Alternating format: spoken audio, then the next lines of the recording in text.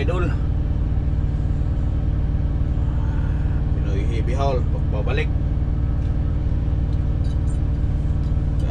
Gigising lang natin mga idol. 7 o'clock na pala dito sa Texas ngayon. 7 o'clock in the morning. Gigising lang natin.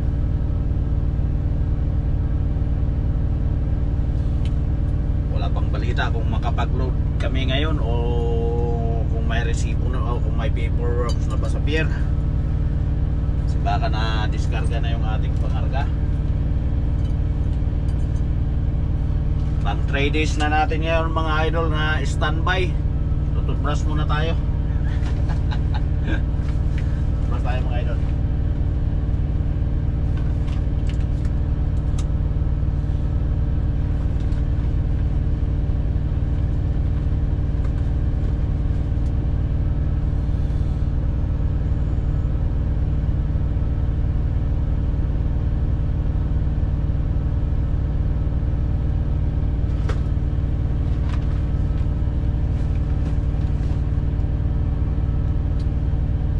Hopefully mamaya makapag-load tayo. Kasi yung mga escort ko from Canada andito na rin sila sa Houston. Tapos hindi ko lang sure kung yung police nakabook din bukas. Kung maglo-loading kami ngayon, babiyahe kami bukas pabalik. Pero kung hindi kami makapag-load ngayon bukas, baka Friday na kami makaalis. Kasi may dalawang police escort din ako dito sa Houston. Hanggang lang sa paglabas ng Houston, after that kami na ng civilian escort. Kasi nasa 16 wide ang pangarga ko,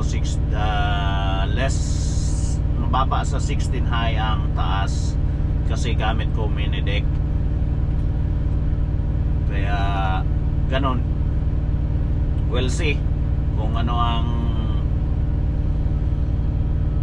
ang mararating natin ngayong maghapon. Tambay-tambay lang muna tayo dito sa Houston. Nag-move ako dito sa Labs Truck Stop kasi doon mahal ang shower doon sa una kong pinaradahan last weekend. Kaya nag-move ako dito kahapon after ng 36 hours reset. Nag-move na ako rito. Alright mga idol, tututbrush muna si Pinoy Heavy Haul. At tayo'y mag-exercise. Maglakad-lakad tayo ngayong umaga siguro ng mga 30 minutes according sa mga eksperto. 30 minutes ang kailangang ilakad araw-araw para gumanda ang daloy ng ating mga dugo. Hindi tayo mabarahan ng mga ugat pa. Brush tayo mga idol.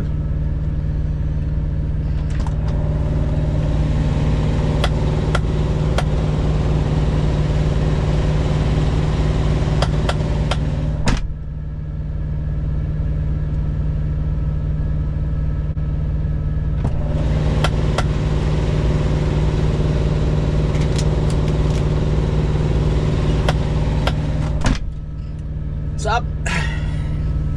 Nakatutbrush na tayo mga idol. Kaya maglakad-lakad tayo. Hindi pa ako nagpupunas ng mukha. Naghilamos tayo.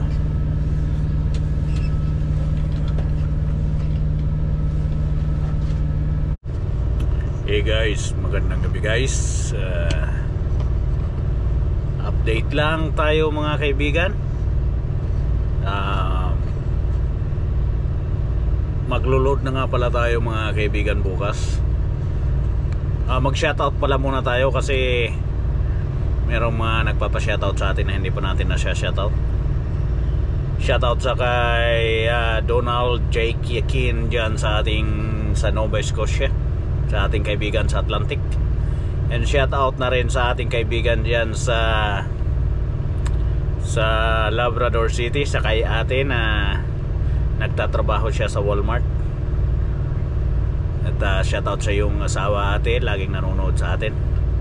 Salamat sa pag-subscribe. Sana makabalik kami dyan sa summer kasi meron pa kaming 6 na ibabiyahe papunta dyan sa summer. Shoutout sa mga taga Labrador sa Baba Barbecue ba yun? Barbecue. Yan. Shout out at saka sa shout out doon sa nagtatrabaho sa hotel sa mga ano nga ang hotel yun na pinag-check-in na namin doon, nakalimutan ko na. Sorry, nakalimutan ko guys ang pangalan ng hotel.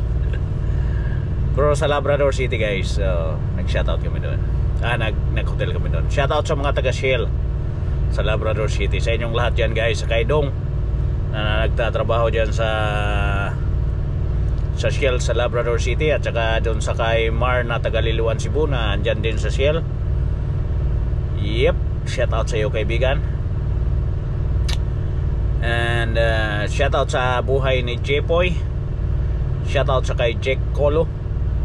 And shout out sa kay Mario Verso ng General Santos City. Guys, updates, babiyahe, maglo-loading na nga pala tayo bukas guys, pero hindi natin sure kung makakabiyahe tayo bukas or sa Friday or sa Saturday kasi wala pa kaming permit. And meron kaming police escort dito around Houston na mag-escort sa amin dito sa City of Houston. Kaya tulad nung pagbiyahe ko last January nung natapos namin yung aming wind turbine project sa Albertan, pumiyahe kaagad ako ng Duluth, Minnesota, pero hindi ako nag-vlog kasi tinamad si Pinoy Heavy Haul. And meron akong malaking pangarga doon na CO2 separator siya ng liquefied petroleum gas sa Air Liquide. Dineliver ko sa Edmonton, Alberta sa liquefied liquid products or something. Yeah. Ngayon bukas maglo-loading kami, may appointment na, meron tayong paperworks guys. And happy si Pinoy Heavy Haul kasi nakakuha na tayo ng appointment sa Port of America. Ayan guys, Copper Ports America approved. Ayan. Tsaka meron na rin tayong port receipt, dock receipt na sinasabi. Yan, meron na tayong dock receipt. Kasi yan ang ating mga requirements bago tayo pumick up ng pangarga sa pier, or magpipick up tayo ng pangarga or magde-deliver tayo ng pangarga. Kailangan meron tayong dock receipt. Hindi tayo pwedeng pumunta dyan na wala tayong dock receipt. Okay. Yung barko na nag-deliver galing Germany is Star Harmonia. Yeah. Star Harmonia. Shout out sa mga Pilipino crew, mga sailor dyan sa Star Harmonia. Baka meron dyan mga Pilipino, sigurado marami yan. Sigurado maraming Pilipino dyan. Shout out sa inyong lahat dyan. Kita-kita tayo bukas guys kung andyan pa kayo sa pier.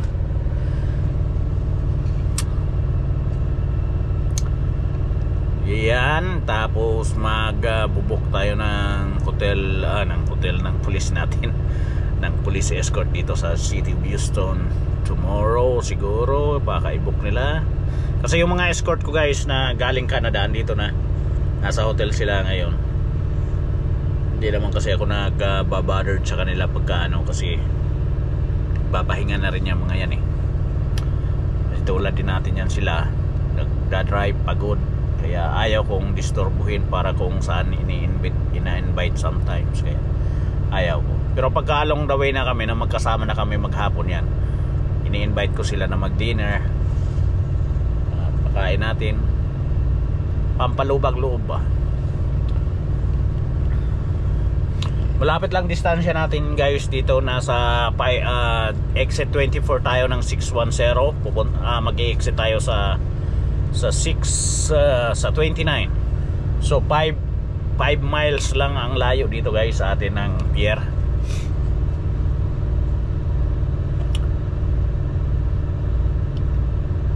Kaya sana pag makaload tayo or makabiyahe tayo ng Friday or Saturday, para makarating din tayo kagad ng Canada. Kaya lang nag-i-snow sa Canada guys, malamig pa rin sa Canada, lalo na doon sa aming dideliveran sa Fort McMurray. Nag-i-snow pa doon ngayon, malamig pa rin. Kaya titingnan natin guys kung ano ang mga magaganap bukas sa ating paglo-loading. Sana naman ay maging maayos. Maging maayos naman guys, kasi nakapag-load na rin ako ng ganyan noon papuntang Tumbler Ridge, British Columbia. Ngayon titingnan natin kung ano ang sitwasyon. Malaking bucket yan guys, malaking bucket. Kasi 46 cubic inches. So ang truck sa Pilipinas nasa 18 cubic meters lang yung karga na buhangin or graba. Meron pa yung board, may plus pa yung sa ibabaw ng box, di ba? Winildi yung ba sa Japan na mga dump truck, mababa lang yung box. Pero sa Pilipinas dadagdagan pa ng kalahati, yung dudublehin, tapos lalagyan pa ng tabla sa ibabaw pa na another plus pa doon sa ibabaw. Kaya pag nagkarga ka ng buhangin, umbok. Kung hindi graba, nasa 15 cubic or 16 cubic, 46 cubic yung bucket na yan. Di tatlong dump truck, isang karga niya lang ng ganyan, o paano ba, isang sikwat niya lang ng ganyan, tatlong dump truck sa Pilipinas na mga maliliit. Dito naman kasi mining truck, napakalaki na yun, lalo na yung 797 nga, napakalaki na ng kuwan, napakalaki na ng dump box niya. Yung 797 na Caterpillar, yung pinakamalaki, at saka yung 980 na Komatsu, napakalalaki nung guys. Kaya yung ginagamit sa mining, sa mga coal mine or sa oil sand, na maglipat ng mga earth moving ba? Earth moving ang tawag dyan. Yan. Kaya mga malalaking equipment na ang ginagamit. Kaya yung mga hinahakot din galing abroad, mga malalaki na rin. Kaya ganyan, mga equipment, mga parts. Kaya guys, bukas sana maging successful ang ating loading bukas. Good luck to myself. And sana maipakita ko sa inyo kung paano ang pag-loading at pagkabit ng aking trailer again. Matagal ko na naman itong ginagamit ang trailer na ito, kaya siguro nakita nyo naman sa mga vlog ko. Ito pa rin naman ginagamit kong trailer, kasi patalon-talon kasi ako kasi kung babae ako guys, hostess ako pam ba, kasi wala akong sariling trailer. Kung saan ang may available, doon ako. Kaya pero mas advantage ako sa ibang driver, kasi marami akong natutunan, alam ko lahat ng trailer. Kasi patalon-talon, walang permanente. Binigyan ako ng permanente yung trailer, hindi ko naman napipermanentehan, kasi pag walang hakot doon sa malaking trailer, lilipat naman ako sa mababang trailer, mababang axle, kaya maliit na trailer, kaya ganon. Kaya guys, dumidilim na guys. Magandang panahon dito sa Texas ngayon, kasi medyo malamig-lamig ng konti, kasi makulimlim siya, makulimlim.